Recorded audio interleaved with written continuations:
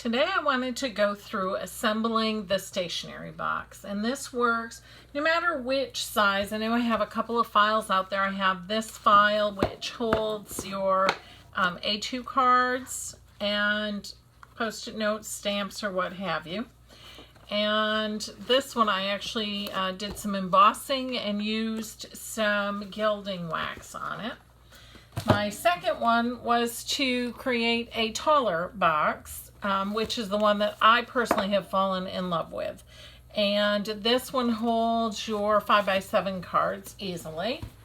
Then I created a gift one the other day, and this is the gift version, and it has some note cards in it.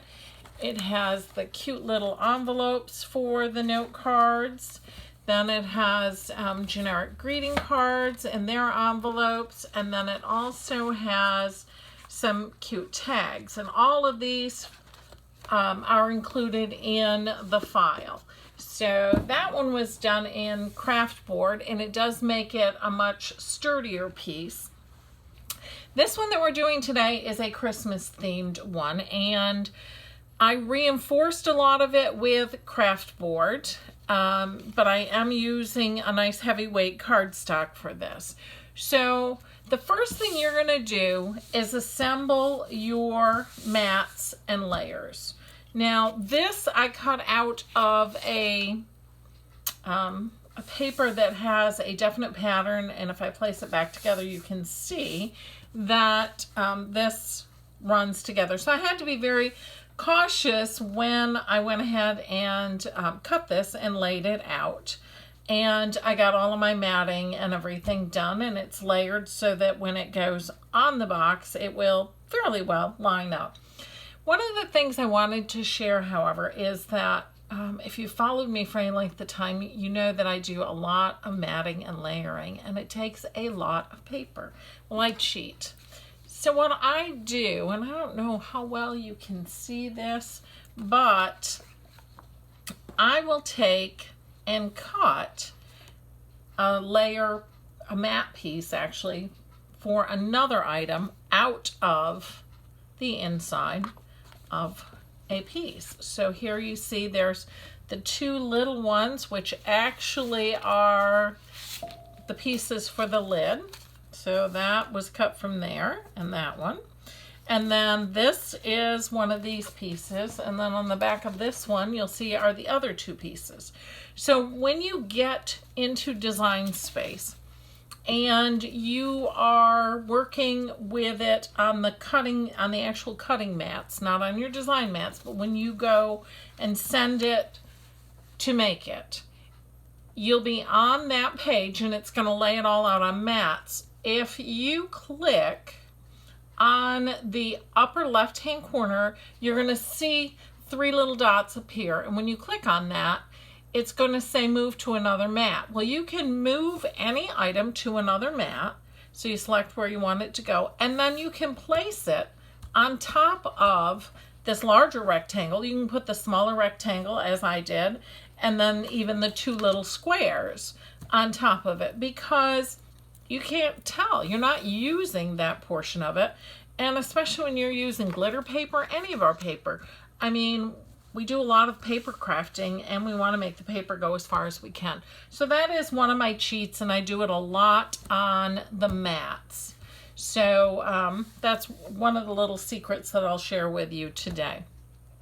So the next thing we're going to do is to assemble our layered pieces, our mat and layers, onto the bases. This is the base of the lid. So I have placed a mat and layer on the end pieces, and then I placed it across the top. Now I've also gone through and pre-folded all of the score lines, and as you'll see, this is the lid, so it's going to go like so, and then that'll be on the end. And again, in this instance, I used a one-way paper, and one of the things I will also share is that when you use a paper that is directional, make sure that you're paying attention to how it is placed on the mat. when you go to cut. One of the problems that I had is these are the pockets for the inside. This one here, it always flips it sideways. No matter what I've done, it's right set up on your design mat, but when you send it to the cutting mat, it's going to flip it sideways. And like in this case, that just wouldn't do because it needs to be the other way around. So I had to manually go ahead and change that as well. So as I say, pre-fold all your creases and then go ahead and assemble your mats and layers and then place them onto the pieces. So here is the large pocket with its mat and layer, the medium and the small pocket, and those are all ready to go. You saw my lid. Then we have the back of the box and the front of the box. So I've done the insides of those pieces, but I wanted to show you a few more things. First off, on the back of the box, you're going to notice there's an additional score line down the side here. That is to be folded in and glued in place, and it's going to give a little extra rigidity to the box. It also allows the space for the inside pockets to be put in place. So I am going to go ahead and fold that in, and then I do use a bone folder to make sure it is down very tight. Now the bottom, you have these flaps here.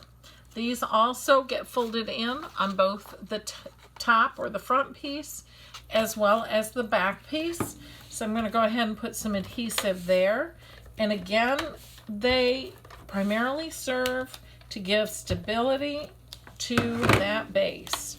So we're going to go ahead and turn those in. And that'll form the bottom of our box. Now before I go ahead and put this together, I'm going to put the rest of these pieces on real quick. But I wanted this open so that I could show you how I do cut that to conserve paper. So real quick, I'm just going to go ahead and get some adhesive on the back here. And now this is the back of the box. This goes this way. And we're going to tack that down. Then the front of the box is going to go this way. So we're going to go ahead and start over here. Now on the back of these, you will see that I did go through and add a little bit of some leftover craft board that I had. I cut some strips and I did place it behind these side pieces just because I wanted it to be a little extra rigid, more reinforced, so that it stayed nice and strong. So again, and honestly, this matting paper that I used would not really add anything to it. So if that's a thought, the paper that I use for matting is a very thin cardstock. This is out of a Christmas stack that I have. I have quite a hoard of paper, I have to admit. And it's all out of a stack, and it's that very thin paper. So it honestly really would not have added any stability to it. So by taking away that center piece, I didn't really lose anything.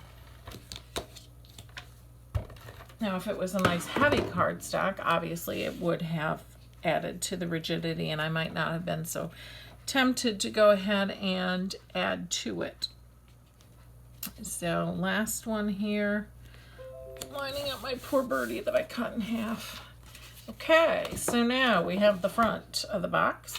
And notice if you're doing one-way paper, it goes this way on the outside, but when you flip it over, you gotta be upside down because that'll make it right side up. All right, so here's where we are at. We're gonna go ahead and we're gonna put these two pieces together. So I'm gonna take and put some adhesive on here, and we are going to put the front and the back of our box together, like so. I want some extra adhesive there. So we're going to line this up with that crease. You want to be just outside of it so that it still folds. And I'm going to go ahead and burnish that down good again. And so now we actually have our box is formed. That is it. So you have your back. We folded the flaps in. We folded the base flaps in. We decorated it. We have the front. There's no flaps to fold, so we just went ahead and decorated it, folded the base flaps in. Then we adhere the front and the back together at the base. And that really takes care of that portion of it. So the next thing we need to do is to go ahead and add our pockets. So this pocket, your large pocket, is going to go first. And I'm going to give this a little bit more of a crease here. It's been sitting, and then the humidity in Florida, it kind of relaxes a little bit. So we're just going to crease that in again. And again, this is going to go in that same spot just inside of that fold so that this will fold up.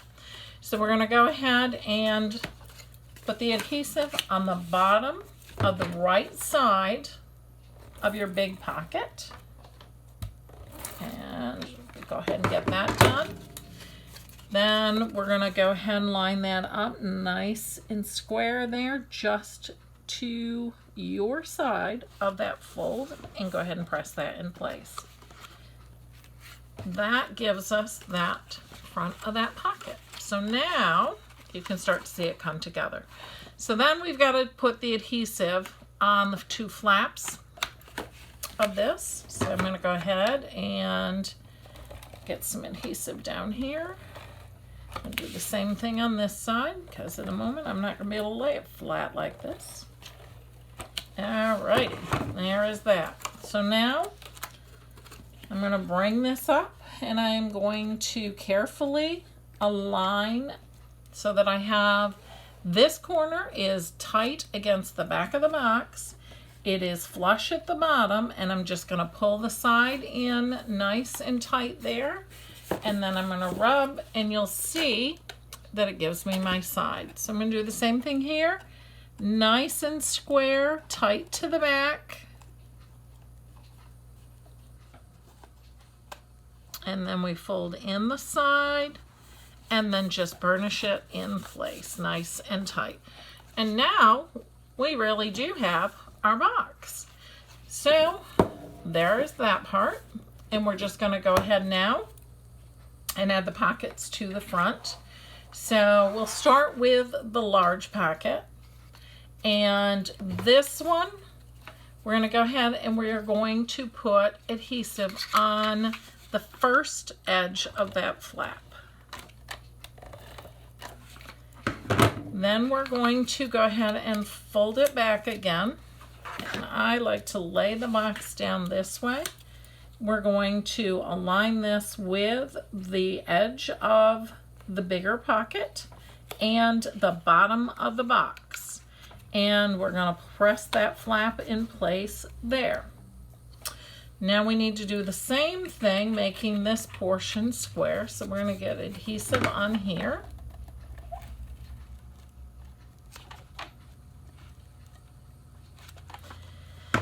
And we're going to go ahead and fold those so we have some nice squares. And we're going to position this so that it is tight to the bottom and square. Just like that. And then I use like my bone folder, it's an old Cricut bone folder, to get in there and really burnish that down so that it stays in place. And I'm going to slide my fingers in there and really get it stuck. Same thing on this side. All right, so that is done. Now we have just the small pocket left to do.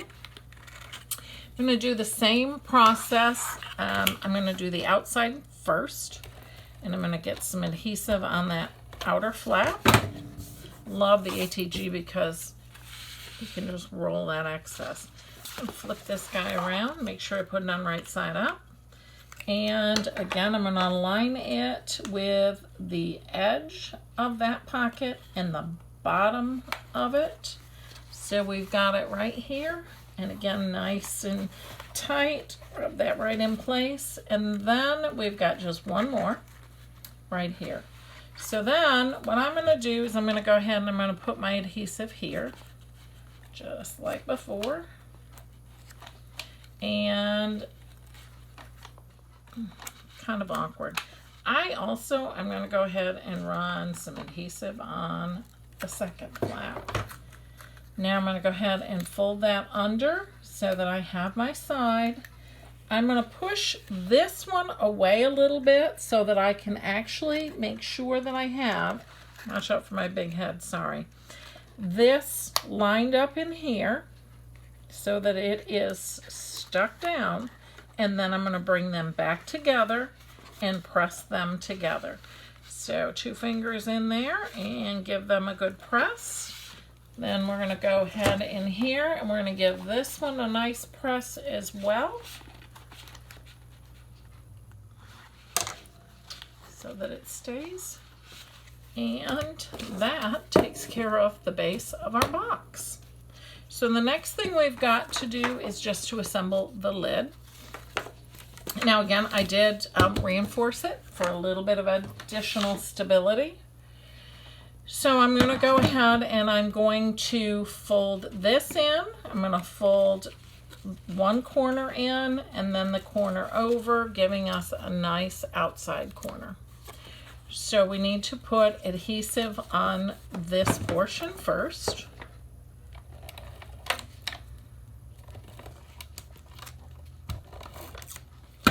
And then I'm going to turn this in, keeping everything nice and flat to my surface, lining up that corner and then pinching that in place. The next thing I'm going to do is the remaining free flap. I'm going to put adhesive on that.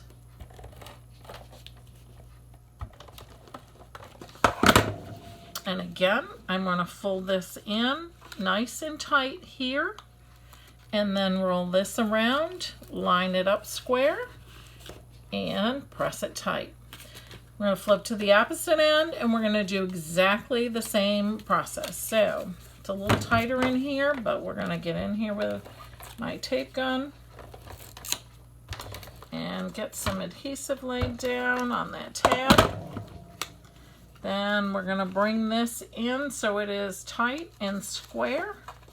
Now remember that that inside tab is cut away so that it doesn't interfere with your corner, so you don't want to square that inside tab to the corners. Okay, and then the last piece is going to be that I did not square this one. Okay, it needs to be square to the bottom, flat. There we are. Perfect. Okay, get some adhesive on this last tab.